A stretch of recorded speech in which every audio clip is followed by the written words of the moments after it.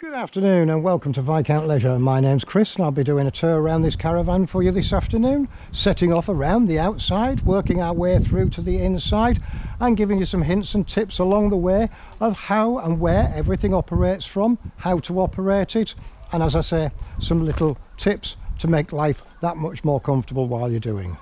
So with no further ado, we're going to set off by the entrance door, the way into your caravan, known as the habitation door. Habitation leading to the habitation area, i.e. the living area. We can open the door back, clips back on a magnetic catch like so, clicks into position like that, and then through, and we've got our built-in fly screen in the door frame there, and back again to keep those midges out on those lovely hot summer evenings while we're out caravanning. Once I'm in the van, I can put that up and lock the van like so. I can push the handle down to unlock it to let myself out and close the door over just like that. I've got two sets of keys on here, so that one there will turn to the front and lock the door, and turn it to the rear to unlock it like so. I'm just going to leave the door open, just allow a little bit of ventilation around there before we move in, working our way down the side, coming round to the front of the caravan. You'll notice, maybe you won't notice, but there's two things we have four of on the van. Well, the first one is our grab handles here. So I've got four grab handles around the van, one on each corner, so I can maneuver this van by hand around to park and push it where I would like it to go. You've also got an electric motor mover on here, 12-volt motor mover, that we will demonstrate at the end, so it's not overly necessarily you need to do that. But that's one of four things. The other things that you've got four of is your four corner steadies, i.e. each corner has a steady. That's why they're termed corner steadies. They're ideal there to stabilise and set the van up once you've got on site and got it level. So when you get to your site, you'll be allocated your pitch. While it's on your car, you tend to drive it and reverse it onto your pitch. Once you've got it there, you need to check it with an app on your phone or whatever, spirit level, okay, and make sure it's level from left to right. If it's not level, the side it's down, you need to reverse it or drive it up onto a levelling wedge and then get it level that way. And once you're level from there, then you can come along and put your handbrake on, get out your car, put your handbrake on, disconnect your caravan from your tow vehicle. Historically, we always park our tow vehicle in to the left hand side, looking at the front alongside your van. I would personally leave my family in there while I then level your van from front to back, and you do that by raising and lowering on that jockey wheel, which will lift the front of the van or lower the back of the van down, or lower the front, which will lift the back, till we get it level from front to back like so. Once we've got it level, left to right, front to back, we get the corner steady winding handle as supplied with the van. That goes into there like so, and then I can wind down and support my caravan like so until the pads hit the floor and it's nice and steady and stable. Then my family can go inside, because I've now reduced the risk of them jumping in and tipping the van up should they run to the rear of the van. So we always make sure that we've got our legs down before we let anybody inside. Now they're down, we're all happy to get inside and carry on. The reason for this, and the reason that we like our caravan to be steady, is the most important thing is the fridge. The fridge works at maximum efficiency with the caravan level, and we'll discuss that a little more when we get up round the side very shortly.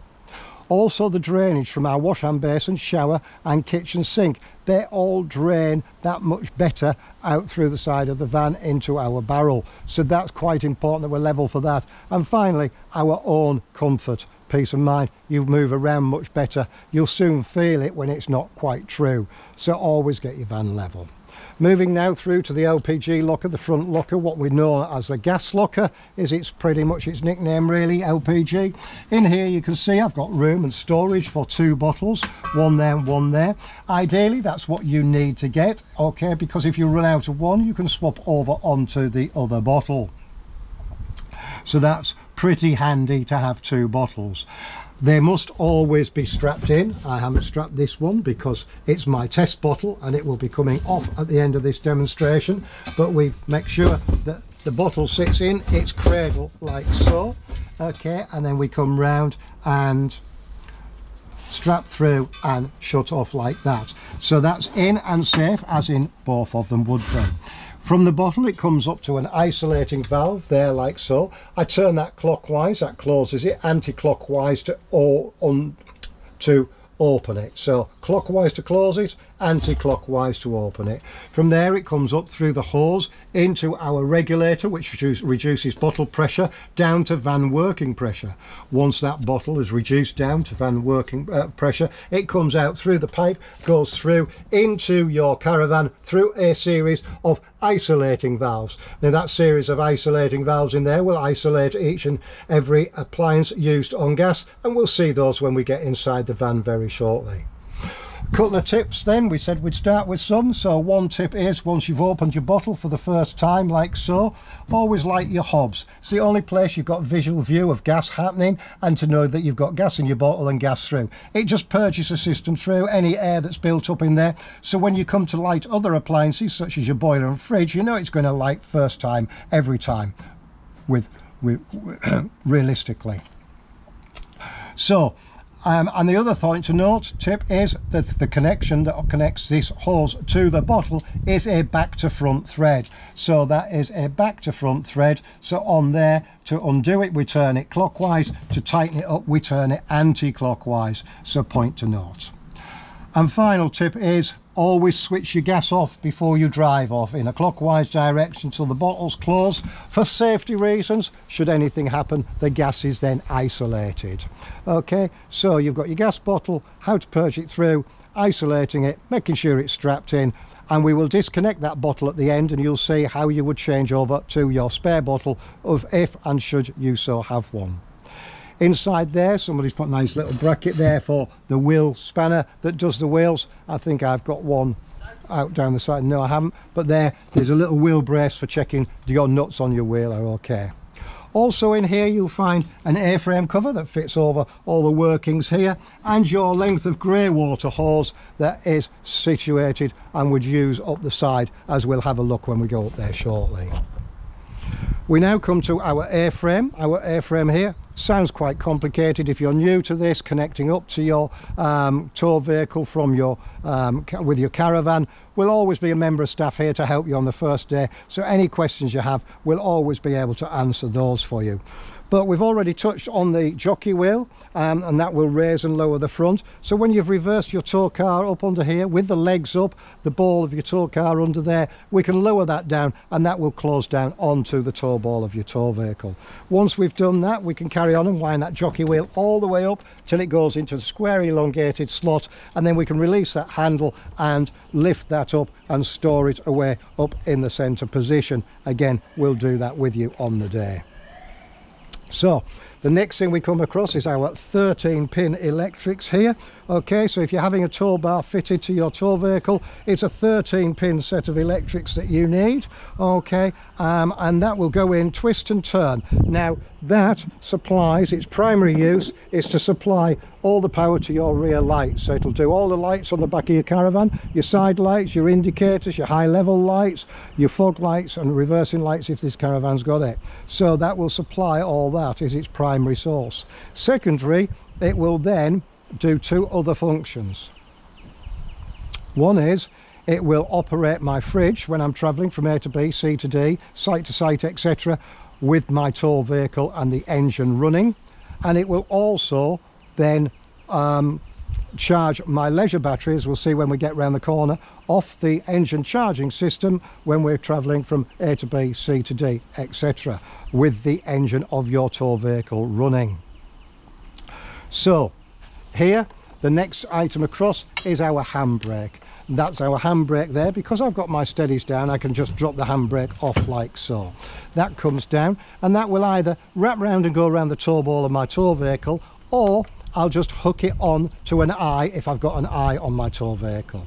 Okay, the idea of that is, should your caravan become detached from your tow vehicle, then it will pull on that cable, snatch up on that handbrake, and it should stop the caravan in a nice straight controlled manner till you realise it's missing and go back to collect it. Okay, so that's your handbrake and breakaway cable.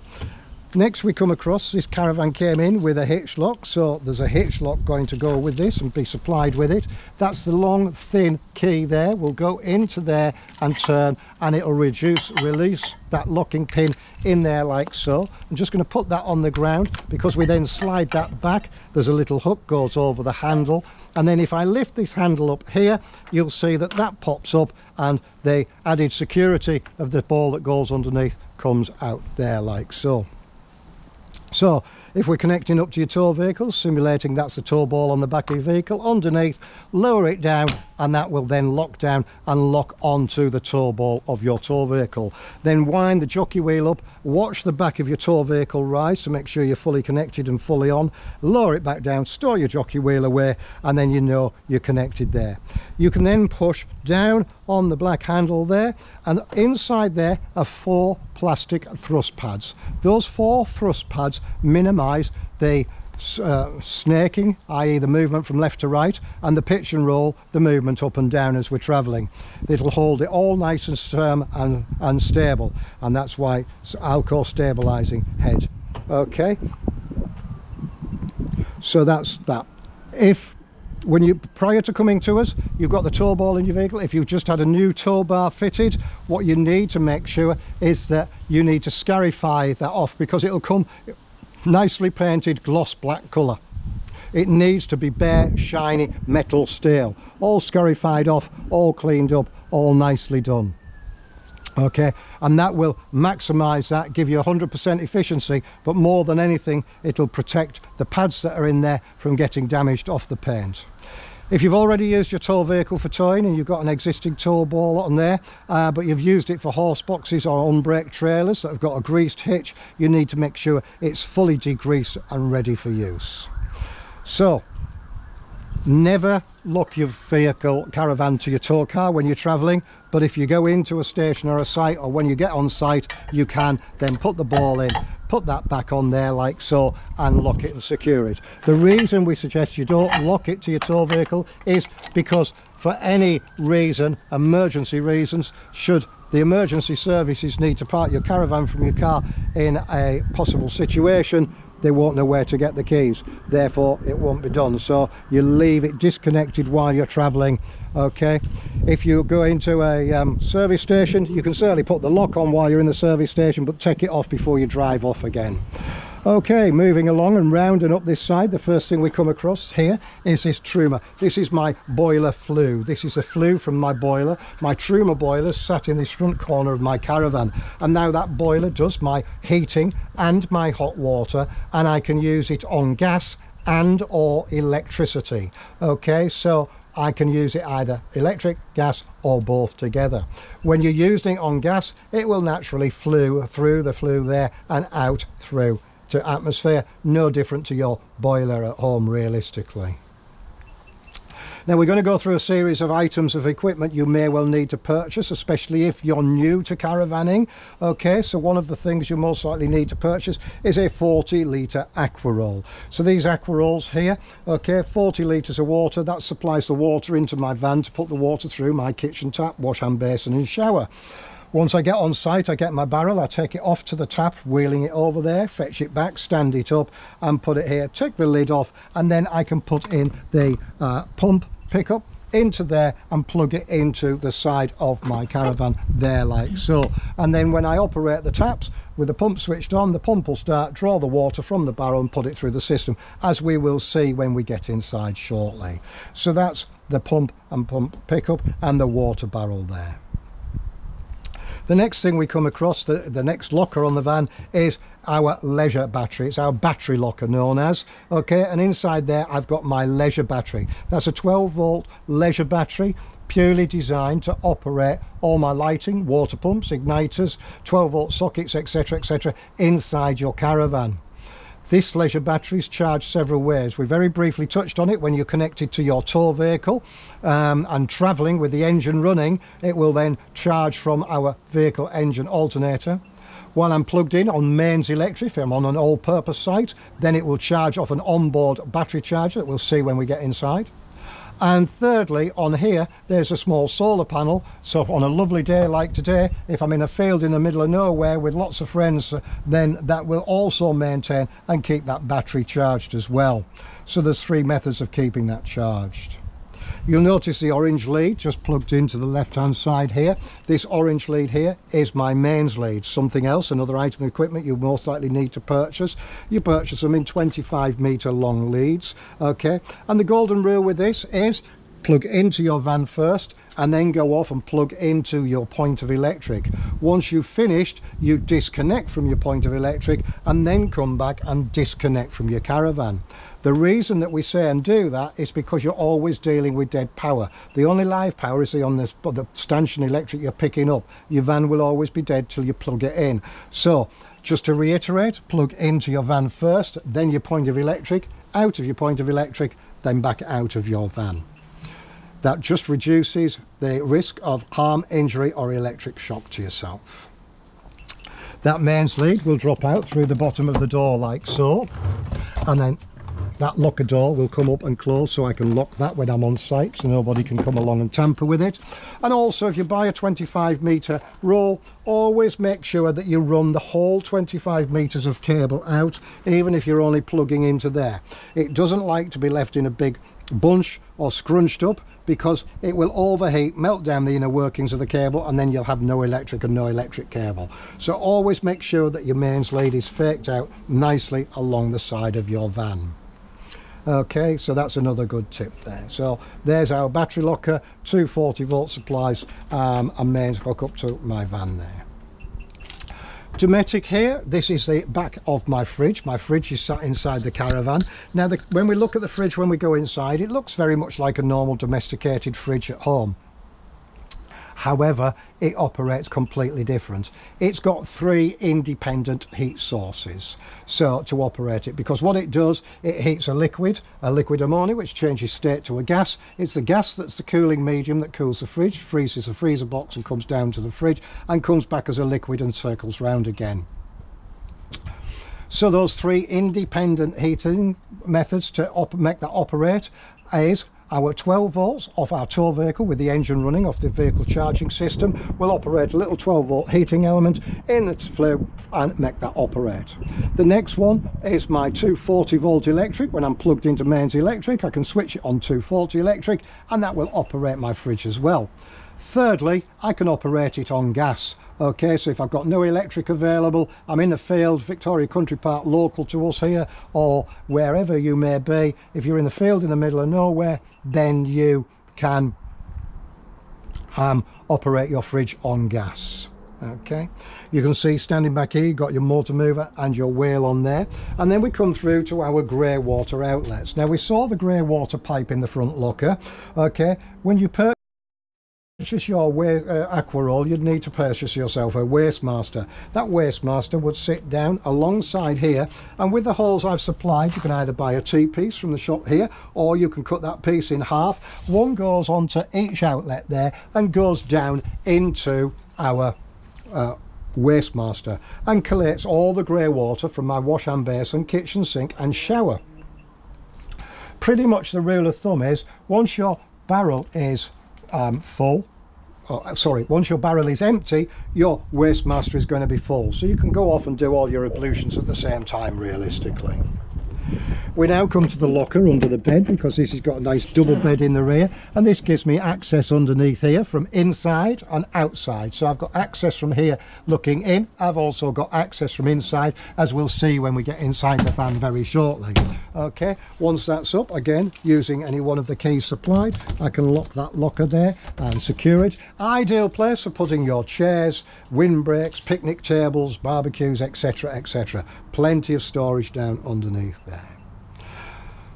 Coming through, there's our other pair of grab handles on the back, our other pair of corner steadies, our lighting clusters up there, our how level brake light, and this is already being pre-fitted with a Thule, or Thule as people like to call it, bike rack brackets at factory. So all you would need to do is purchase the bike rack to fit on here, and you could carry a couple of bikes with you quite comfortably on the back of your caravan.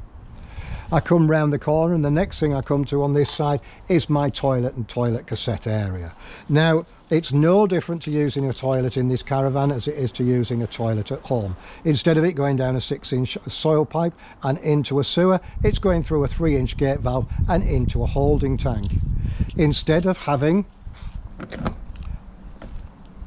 a flush tank that refills itself at home, here we've got a manual tank that holds 8 litres that we manually fill with clean fresh water and add a pink additive to it. The pink additive we have does 3 things. 1, it allows a nice fragrant smell when we flush the toilet.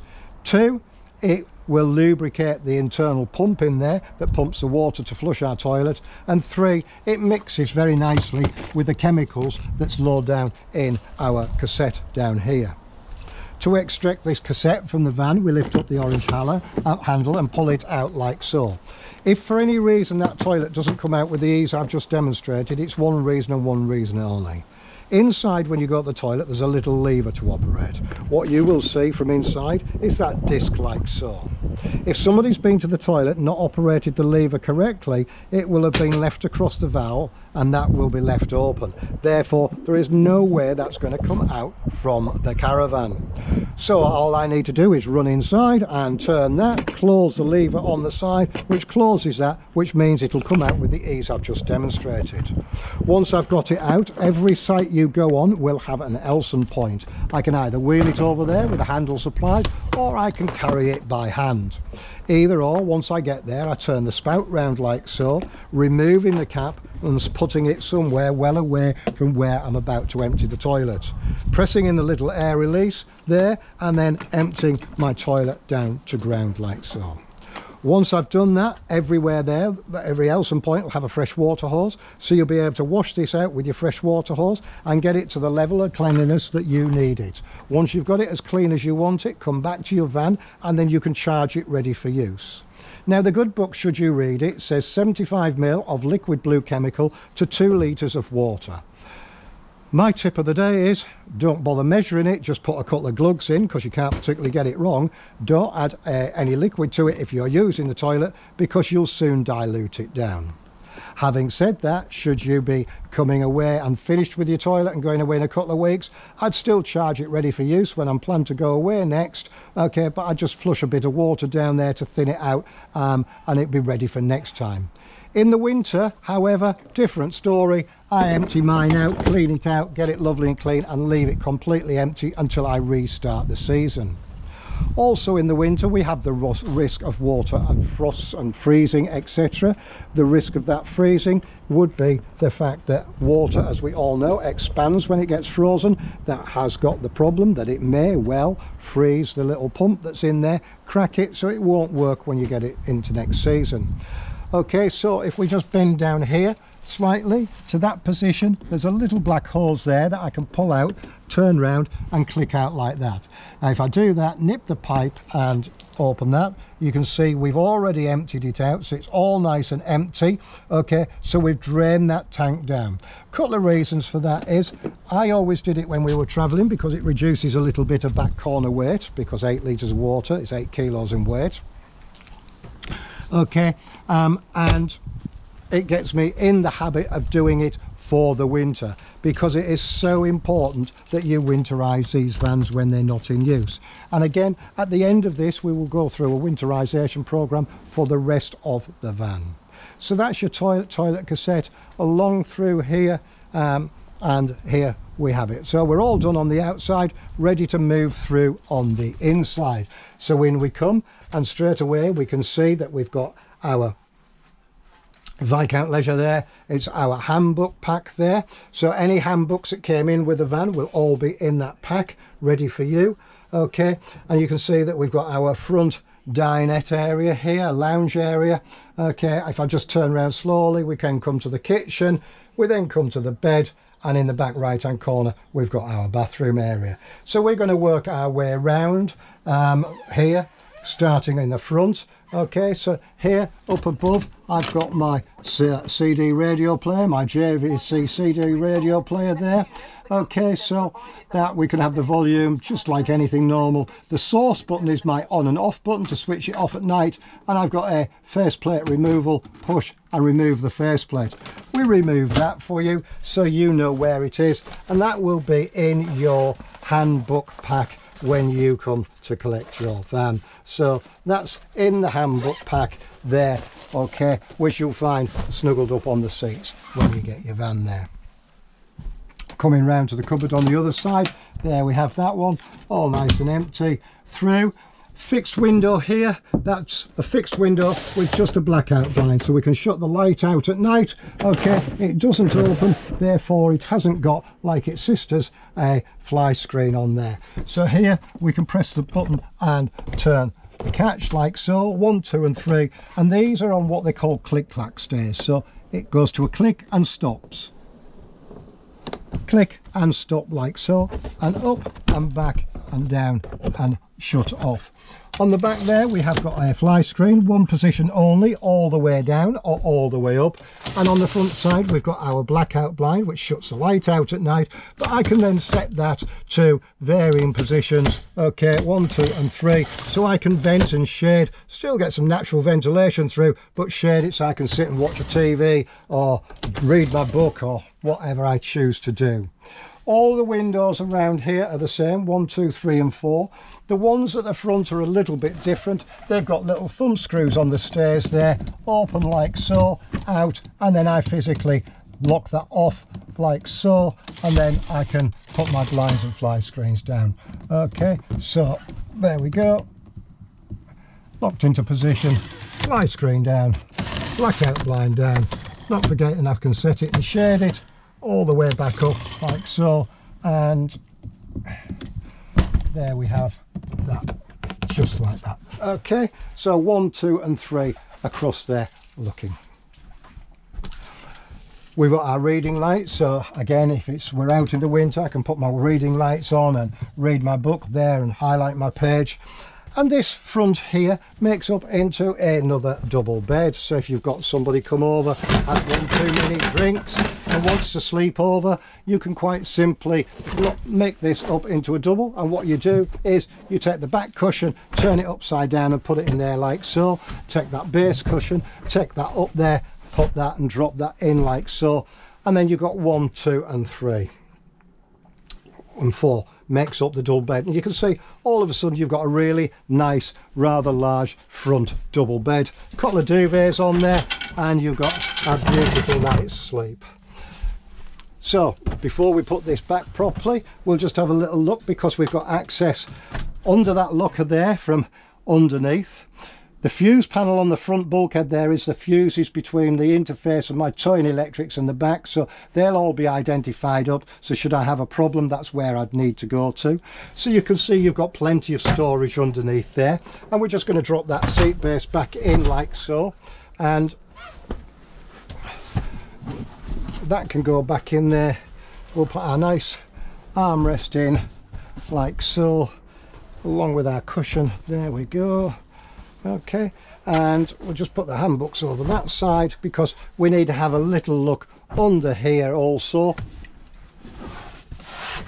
because there's a little bit more, because we know if we remember from outside, we've got the boiler under here, okay, the back of the battery locker, so there isn't a great deal of storage under this side here at all, but we can lift that up and lift that one up there like so, and there you can see we've got our boiler. So that's the boiler that we saw flew from outside. There's our water pipe coming in through via your water pump here. Okay, so that's the water pump through, and then that will pump the water around the van. This works on a pressure drop system. Okay, and the little yellow lever just there behind, okay, is to drain my boiler, which we'll do in the winter months. But I lift that up, I open that, pressure's dropped, pump started, okay, pump's running, and once everything's full and the pressure's built up, the pump will stop. There we are. Okay, so there's your water pump drawing the water from our barrel.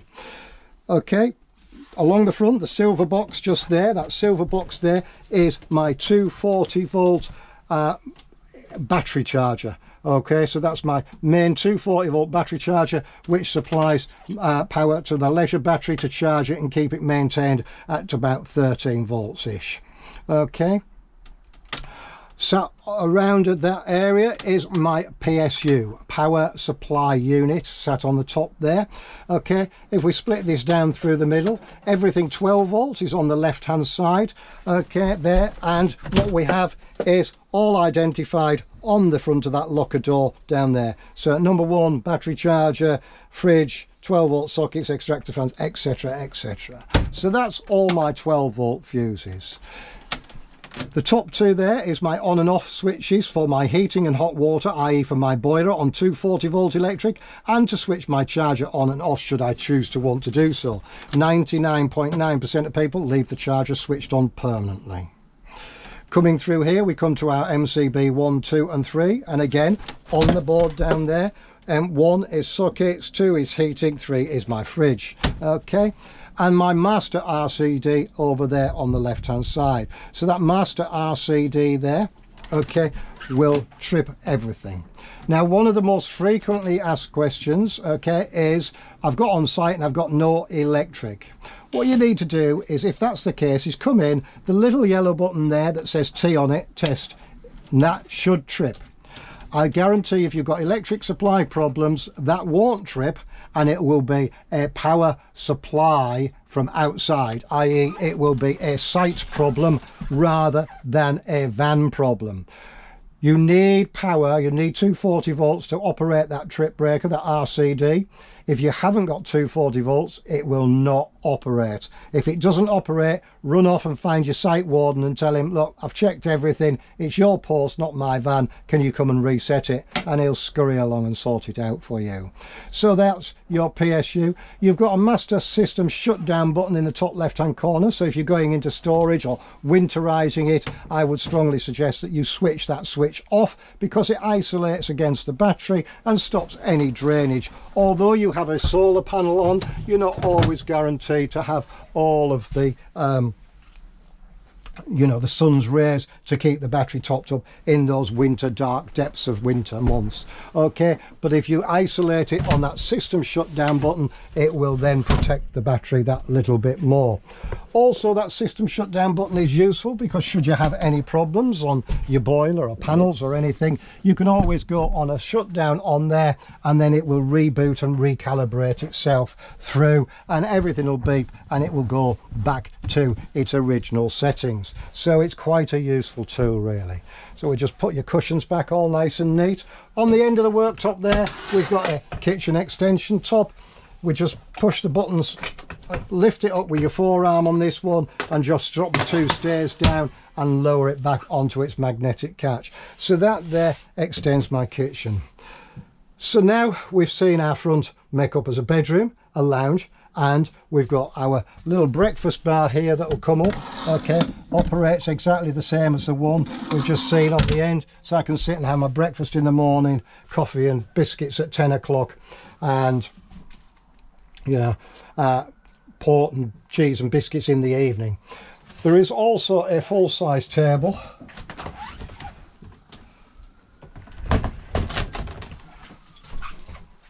which is stored away just down here. So I've got a full-size table that I can stand in the front or use outside as well. Okay, so there's my full-size fold-away table just there.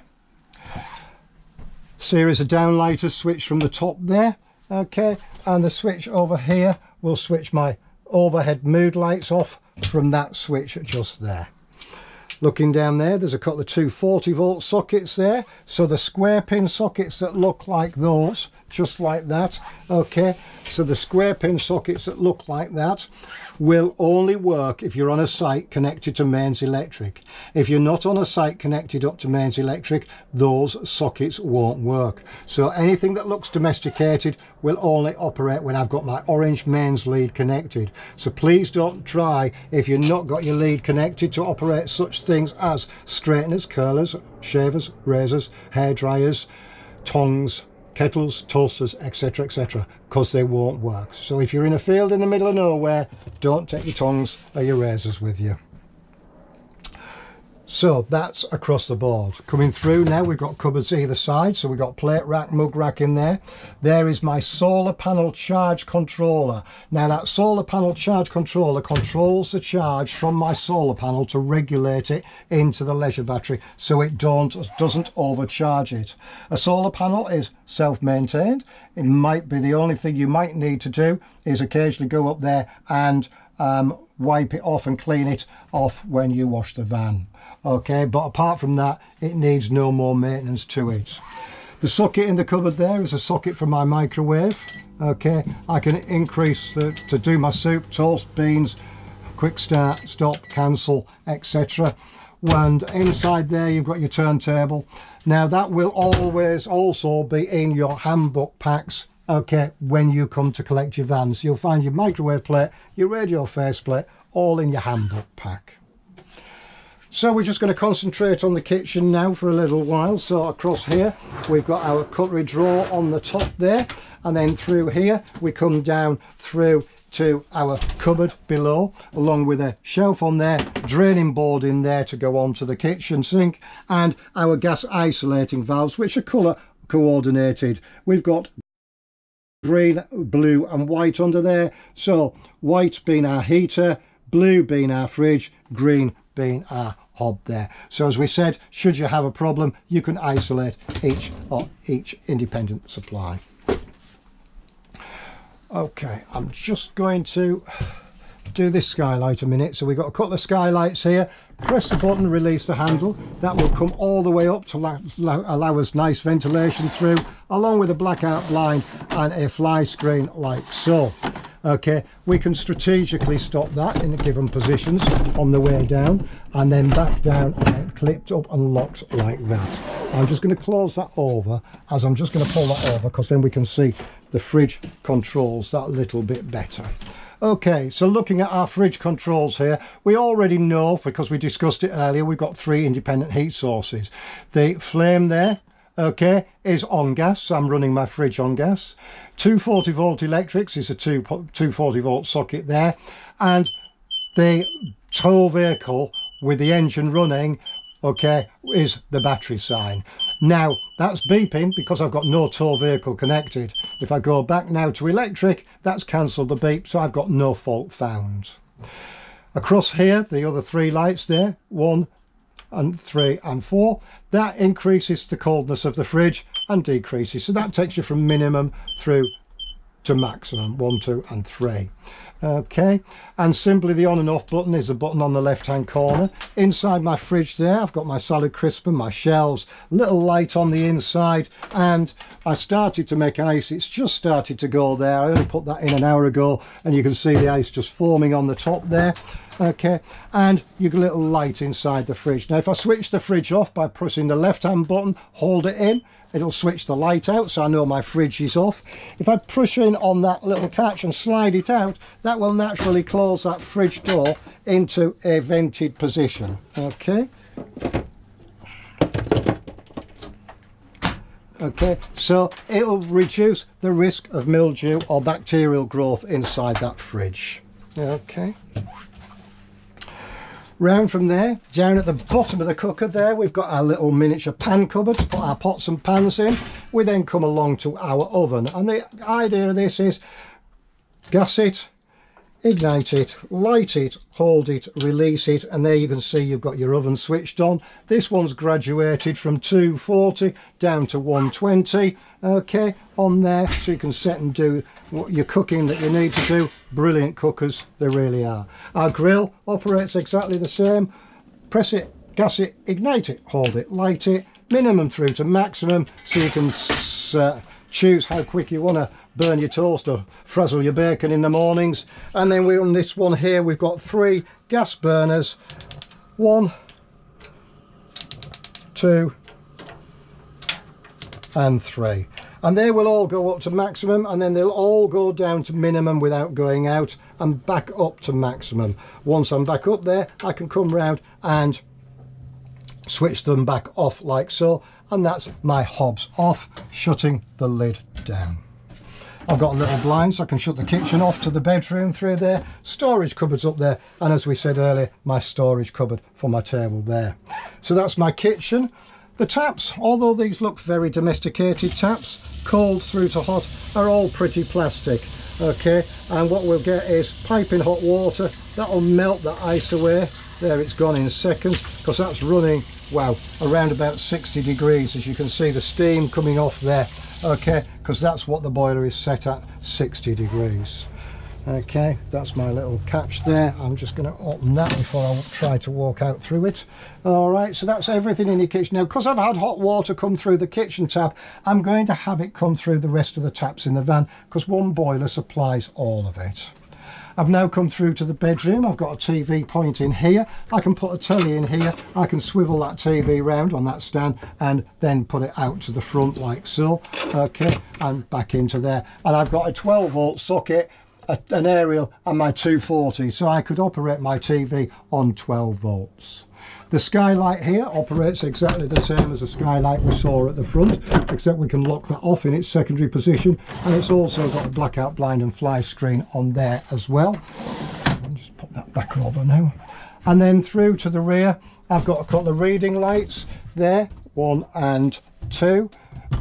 Okay, 1 and 2 storage cupboards.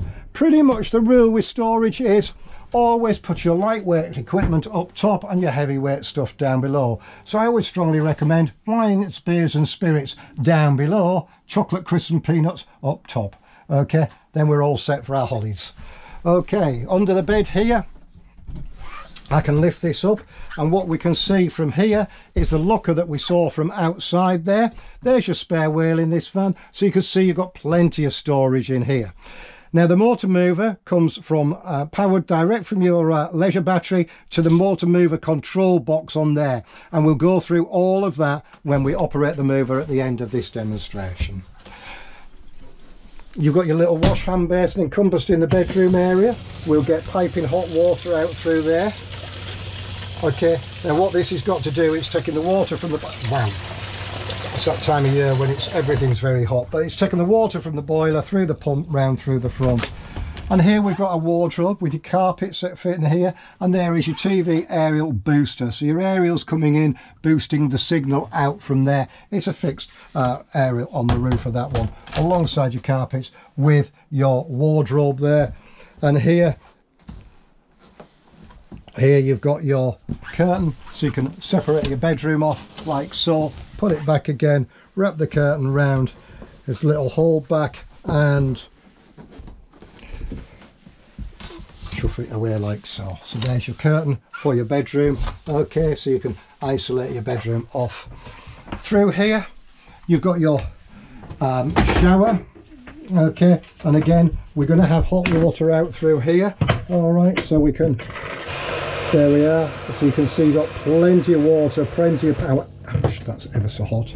Okay, so that's all lovely. The downside of having such a powerful shower such as that one, all right, is the fact that what will happen is everybody will want to stand underneath it, not forgetting you've only got a 40-litre barrel of water there. Okay, so the risk of emptying that is highly great. So what you need to do really is get in, get wet, switch it off, soap down, wash your hair, rinse off, get out, let the next person in. Surprising how many people you can get through that 40-litre barrel of water. Curtain there comes round, and you've got a little skylight in here to let out all the condensation and mist, and this is what I call a tilt and turn rock and roll skylight, so I can tilt it, turn it back. Okay, so I can have it open in any weather, in any wind, and still allow that ventilation in my bathroom area there. Shelf for my towels and a little switch on the light in the shower room just sat up there like so.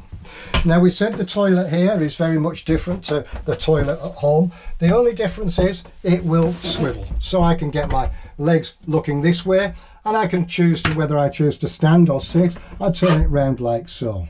The lever we were talking about is a grey lever down on the side there. All right, and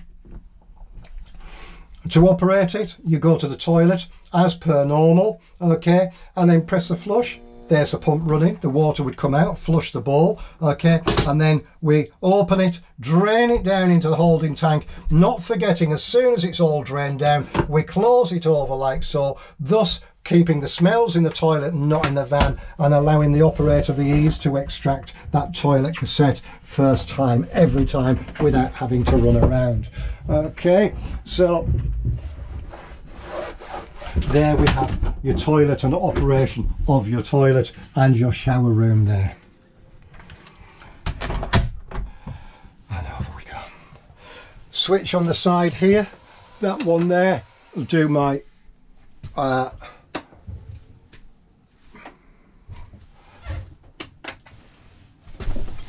the top one does my lights there, the bottom one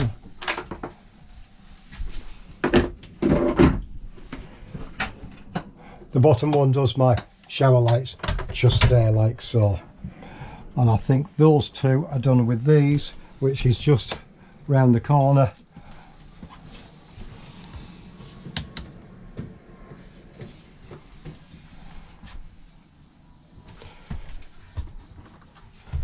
Okay.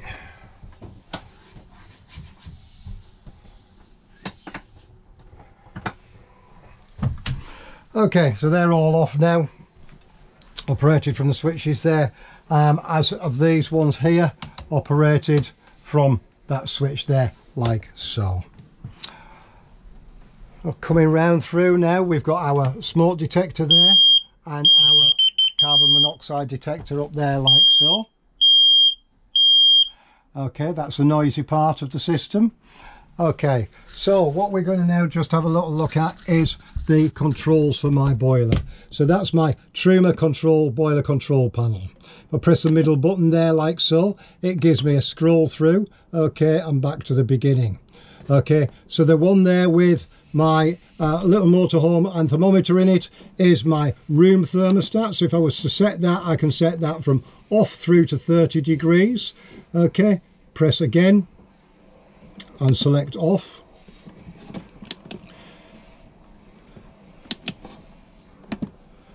Come across to the next one, that's my hot water, the little thermometer in my water. Press it and I've got it on hot. I could select that to eco, which is 40 degrees, or I could select it to boost. If I select it to boost, it's going to boost my hot water over and above my heating. Therefore, what it does is it will stop heating your van and concentrate on heating your hot water. Okay, and you can see that we're on hot there now. Press again, come over to the next one, and there we have our power supply of what power we want to use. So I can select 2 kilowatts of electric, 1 kilowatt of electric.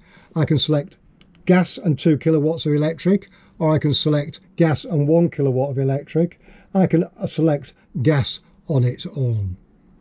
So if I'm on a field in the middle of nowhere, I'd be on gas. If I'm on a site at this time of year on electric, in the summer, I'd have 1 or 2 kilowatts of electric. If I'm on a site in the middle of winter, I would use my mix, 2 kilowatts of electric and gas, or 1 kilowatt of electric and gas, because it'll heat my van and everything up that much quicker. If I'm not on electric site, I just use gas, which is a really efficient heat source anyway. Coming across, if I've got my heating on and running there, okay, then I come across to the fan, and then I can set the fan from off. It won't kick in because it's the van's too hot, so it needs to be, see if we can get it. There we are. Let's select that 25, go over to the fan on, so I can then, with that wound up, I can have my fan speed on at eco or high. Slow or high is the fan speed, which will blow the hot air around my van to heat my van. All right, very much like a car aircon. If you haven't got it switched on, then the fan won't come on. All right, so there's our fan coming through now to here. We've got a series of timers, so we can set timers on there. We don't get involved in those. Once you become more competent, if you wanted to, you could do. we can set the clock there 350. I'm not so sure it's 350. I think it's more like 1425, and we just rotate that round like so.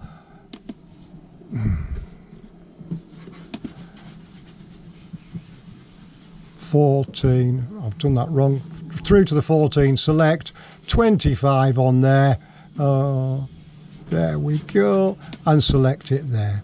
The spanner in the bottom right hand corner is my settings spanner, so I can go through from everything from temperature, brightness, language, index, and finally reset. If I press reset and press it again, it'll come up with PR set. If I now press that again, it will go and shut the boiler down, recalibrate it and set it back to factory modes. And then you need to come in and reprogram it all again. I'm not going to do that, so I can come back out of there by pressing the return key. Okay, and that takes me back to the beginning. So just to recap on this then, press the button. I've got heating, I've got hot water, and it flashes like so when it's in operation. I've got my power that I can choose. I'm going to leave that set at 2 kilowatts for you. My fan speed and the rest down the bottom. Once I'm finished with that, always press and hold it and switch it off. And switch this off before you switch anything else off in your van.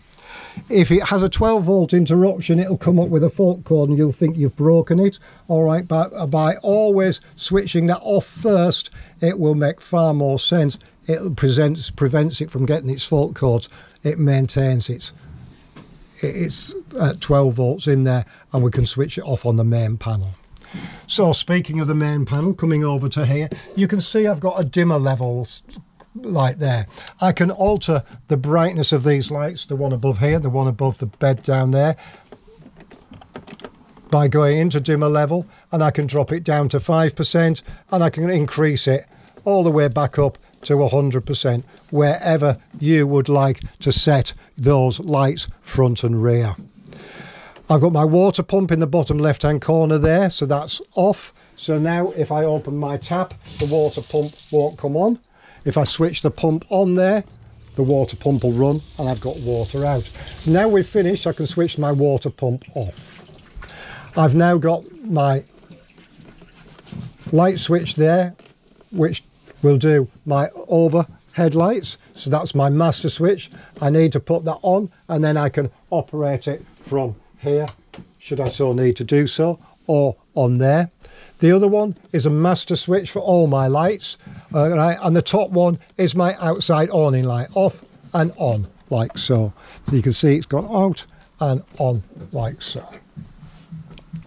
Over on the other side, across the top here, I've got my leisure battery connected to mains electric, and I can scroll through. Heater settings aren't connected, system settings, that tells me what panel I've got. Leisure batteries charging, there's no vehicle battery connected. Solar panels throwing the power in. Select my battery, I've only got one.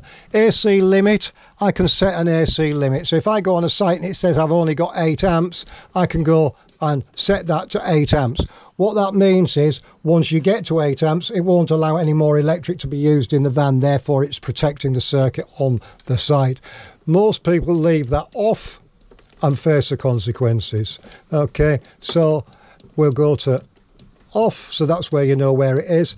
It is a nice handy little feature, all right, depending on what sites you go on. Internal temperature, dimmer levels, you're back to the front screen there. To switch this panel off, bottom right hand corner, power off, and away it's now shut down. Okay, so that's everything on our control panels and inside our caravan. What we're going to do now is talk about winterization and winterizing your caravan. And what you would do is you're getting ready for the road now. Realistically, you'd go outside, take your barrel away, your water barrel, empty it, clean it and take your pickup out. We'll do that in a minute, so we're not jumping in and out and doing things all over the place. So winterization, we've already spoken briefly about the fact that In the winter, water expands and freezes. We saw all the plastic pipe work underneath there with our pump. So the first thing we want to do is drain our boiler to ground. Our water pump's now switched off, so we want to come down underneath there, and the little yellow lever we need to lift up in the vertical upright position like so. So it's all the way stuck up in the air. With that all the way stuck up in the air like so, that's now draining my boiler to ground. Okay, so that is draining my boiler to ground. What I now need to do is go around and open all my taps and set them in the mid position between hot and cold. That's all three of my taps set in the mid position between hot and cold. The reason for this is, should the water freeze when our van's not in occupation, there is a risk that it will freeze and expand and rupture the pipework. If we've got our taps open, whether it be hot or cold, we might find we've got a great big icicle coming out here, but that's really good news, because what it's done is it's allowed the expansion of that water to come out from somewhere rather than force itself against something and not be able to get anywhere and damage our pipework and or taps.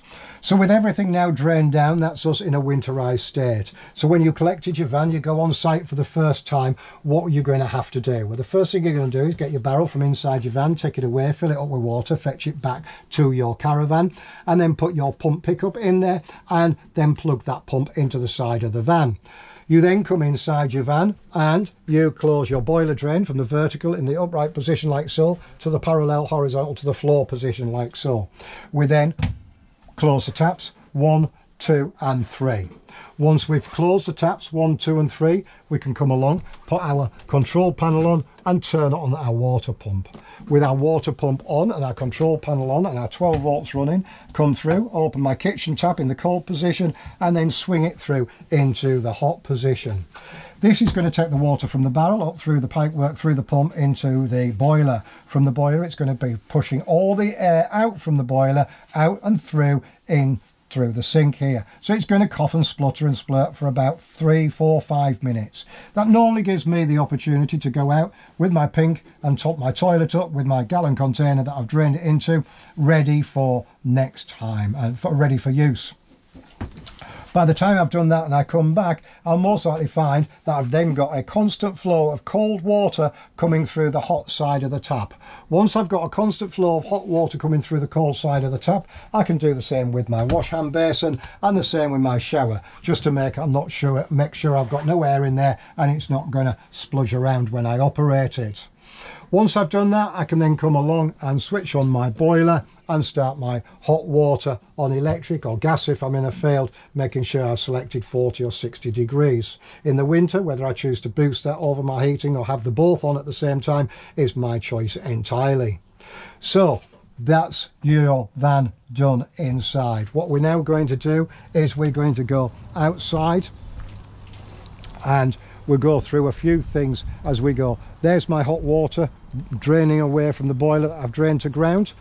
As I said, we would then come along and prior to doing that, we'd do this bit first, take out the pump pickup from there, okay, and then wipe that dry, closing the lid on there, and then you would empty your water barrel out, dry it, clean it, store it in the van ready for travelling. Me, I'm just moving it over there ready for the next van I've got to do. So lifting up the front locker there, the gas locker, I can then lay that pickup point in there. Just be point to note with this, if you leave it curled up like this, it'll stay like it. Try to keep it out straight and flat like so. By doing that, okay, it's got much more of a chance of picking up from the bottom. What lots of people do is put a plastic sleeve up the side and tie it on with cable ties so it sits in the bottom, doesn't float up to the top. So that's your water barrel gun, that's that closed there now. So what we can now do, my colleague's just whispered to me, he's disconnected the electric from the other end, so I can now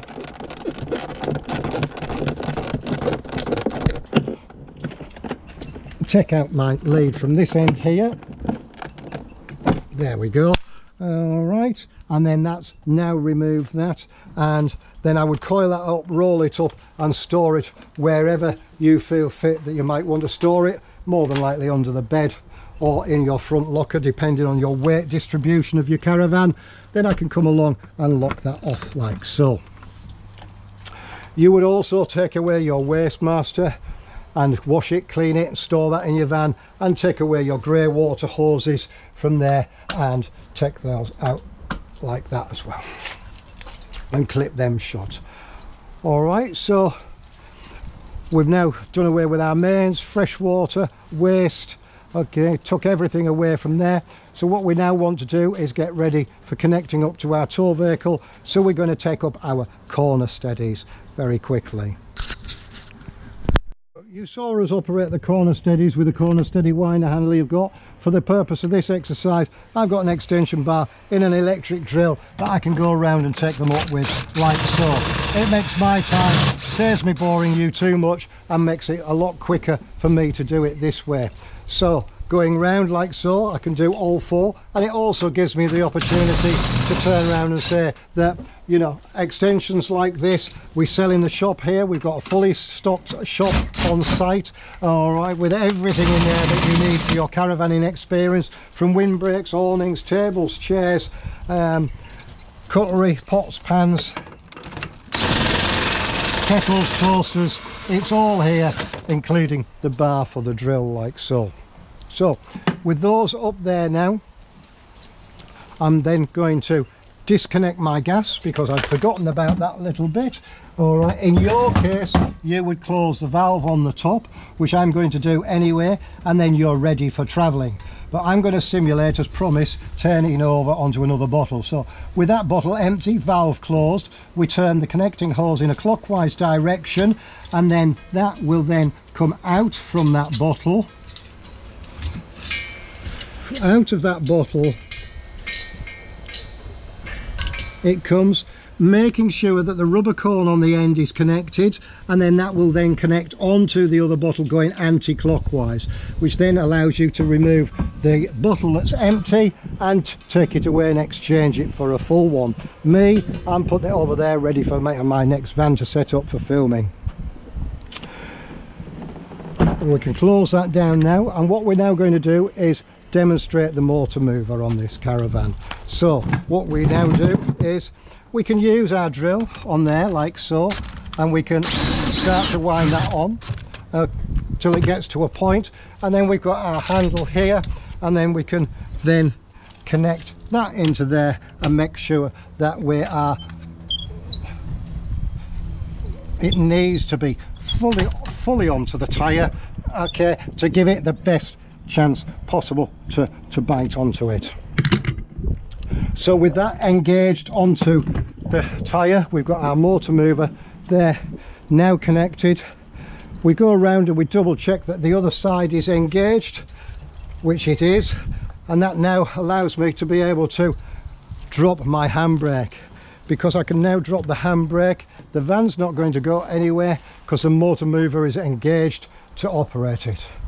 I now come through to the back locker or go up and under the bed to get access to the isolating box for the isolating key, because at this present moment in time that mover is isolated, and just inside here there is a little keyway that goes into there like so and turns clockwise, and that now has taken power direct from my Leisure battery through to my mover control box. Switching the handset on by flicking it up into the on position, I can then, little picture of my caravan, handbrake's definitely off, I can move my caravan forwards like so. I can turn it to the left, I can carry on going forwards, I can straighten it back up, and I can even go backwards. And there we have a motor mover. So you can see I can connect this up to my tow vehicle, I can park it on my drive at home, I don't need this door open there, I can fully maneuver it to exactly where I want it, and with pinpoint accuracy. Just like that. Once I've got it in the position that I want it in and I'm parked, I then, first things first, come along and put on my handbrake. So when I take off the mover, then it's not going to roll forwards. I can then switch the handset off by the little button on the right hand side.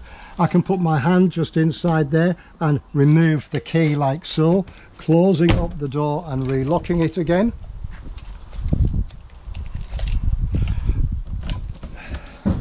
Locked and locked. I can then come round and take off my mover drives off the tyres, 1 and 2, get my brace and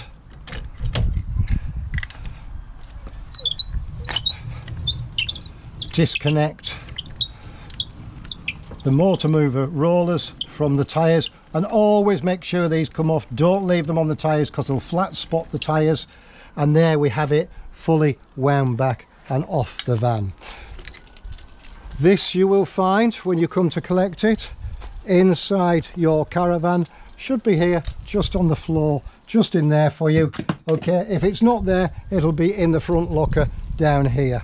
All right, so it'll be in here when you come to collect your van. You know exactly where it'll be. We can now lock the front gas locker because that has now completed our tour around this caravan. I'd just like to take the opportunity to thank you for buying from us at Viscount Leisure. My name's been Chris. Thank you for watching and goodbye. Thank you.